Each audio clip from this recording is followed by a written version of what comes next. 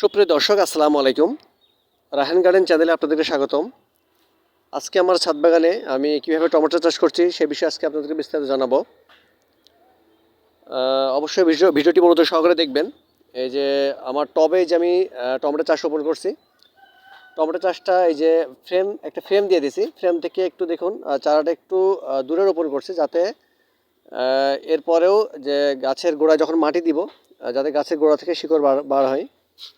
আপনারা যখন টমেটো চারা রোপণ করবেন, যদি একটা চারা 3টে ভাগে ভাগ করে নেবেন, এবং 3টে ভাগে ভাগ করার মধ্যে 2 ভাগ মাটির উপরে রাখবেন আর 1 ভাগ মাটির নিচে রাখবেন।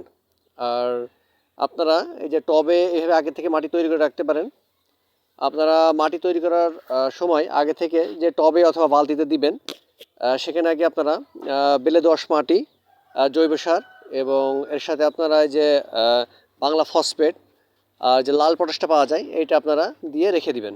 এটা মিনিমাম 1 সপ্তাহ রেখে দেবেন। তারপরে 1 সপ্তাহ পরে আপনারা মাঝে মাঝে এটা মাটিটা আলগা করে দিবেন আর একটু পানি দিয়ে দিবেন, যাতে ভালো করে সব কিছু মিশে যায় এই সারটা। আর সাথে যদি পারেন ছোটো বোরনটা দিয়ে দিতে পারেন, এবং ম্যানকোজিব অথবা কার্বনডিজম যে কোনো একটা ছত্রাকনাশক ব্যবহার করবেন। সব কিছু একসাথে মিশিয়ে আপনারা একসাথে রেখে দিবেন এবং এটা 1 সপ্তাহ রেখে দিবেন। 1 সপ্তাহ পর আপনারা এখানে চারা রোপণ করতে পারবেন। এবং যখন চারা রোপণ করবেন, আপনারা চারাটা রোপণ করার পরে পানি দিয়ে দিবেন। আর অবশ্যই খেয়াল রাখবেন যেন চারাটা আপনারা যে পড়ন্ত বিকেলে এই সময় রোপণ করবেন, তাহলে ভালো হয়। যখন আপনার সূর্যের আলো থাকে বা সকালবেলা রোপণ না করাই ভালো। এটা একেবারে বিকালে যখন সূর্যের আলো থাকবে না তখন রোপণ করবেন এবং পানি দিয়ে দিবেন। আর খেয়াল রাখবেন গাছের গোড়া যখন শুকনো থাকবে তখন আপনারা পানি দিবেন, তাছাড়া গাছের গোড়া যখন ভেজা থাকবে তখন পানি দিবেন না। এই যে আমার গাছে দেখেন আলহামদুলিল্লাহ ফুল আসছে, মানে ছোট বড় সব ধরনেরই গাছ আছে। কিছু গাছ হয়তো আগে লাগানো আছে, সেইগুলো ফুল আসছে, যেগুলো পরে লাগানো সেগুলো এখনো ফুল আসে নাই। আর আপনারা যখন এই সারগুলোতে লাগাবেন তখন আপনারা 15 থেকে 20 দিনের মধ্যে আর কোনো সার প্রয়োগ করবেন না। শুধুমাত্র গাছের গোড়া যখন শুকনো থাকবে তখন পানি দিবেন।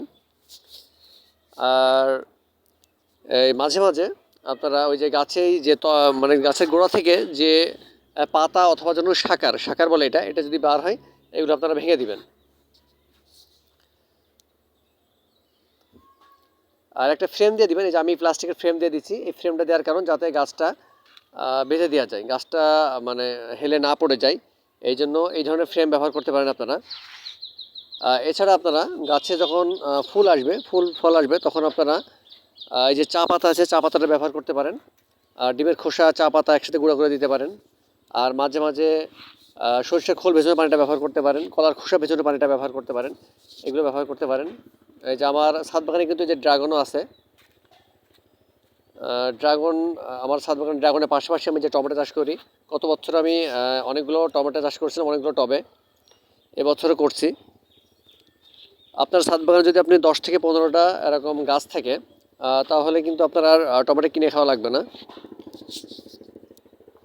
টমেটো চাষটা খুবই সহজ। আর মাঝে মাঝে যে পোকা আক্রমণ হয়, পাতা কুঁকড়ানো, এর জন্য আপনারা পড়ন্ত বিকেলে যে পাতা শ্যাম্পু পাওয়া যায়, 1 থেকে 2 টাকা যে পাতা শ্যাম্পু পাওয়া যায়, এইটা অথবা যে ডিটারজেন্টের পাউডার, এটা পানি 1 গ্রাম হারে, 1 লিটার পানিতে 1 গ্রাম হারে ডিটারজেন্টের পাউডার মিশিয়ে পড়ন্ত বিকেলে স্প্রে করে দিবেন। তাহলে এতে অনেক ক্ষতিকর পোকামাকড় এটা দূর হয়ে যাবে। তবে এটা সূর্যের আলো থাকা অবস্থায় স্প্রে করবেন না, এটা আপনার স্প্রে করবেন পড়ন্ত বিকেলে। আর এই যে আমি গাছের গোড়ায় কিন্তু পানি দিয়ে দিচ্ছি, গাছের গোড়া শুকনা, এই জন্য গাছের গোড়ায় পানি দিয়ে দিচ্ছি। এটা অবশ্যই খেয়াল রাখবেন, একেবারে গাছ কিন্তু শুকনা রাখবেন না, আবার একেবারে ভিজাও রাখবেন না। অতিরিক্ত পানি দিলে কিন্তু আবার গাছ বাড়বে না, গাছ স্থির হয়ে থাকে, এজন্য এটা অবশ্যই খেয়াল রাখবেন।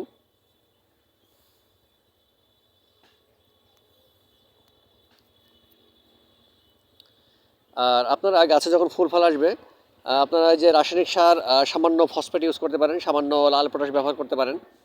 এগুলো তবে অতিরিক্ত মাত্রায় ব্যবহার করবেন না, অতিরিক্ত মাত্রায় ব্যবহার করলে আবার ফুল পড়ে যেতে পারে।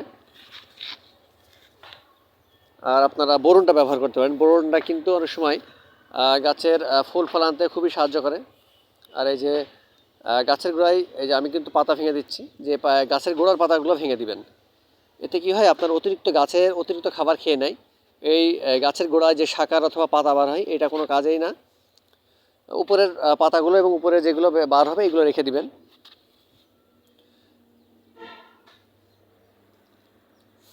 আর মাঝে মাঝে এই যে আমি টবটা একটু খালি রাখবেন, একেবারে মানে টবটা পরিপূর্ণ রাখবেন না, টবটা একটু খালি রাখবেন এর জন্য যাতে আপনারা আস্তে আস্তে এই যে জৈব সারটা ব্যবহার করতে পারেন। আর প্রতি মাসে একবার করে জৈব সার ব্যবহার করবেন। আর সামান্য রাসায়নিক সারও ব্যবহার করতে পারেন আপনারা। রাসায়নিক সার যদি ব্যবহার করে থাকেন তাহলে বাংলা ফসফেট এবং লাল পটাশ এইটাই ব্যবহার করবেন।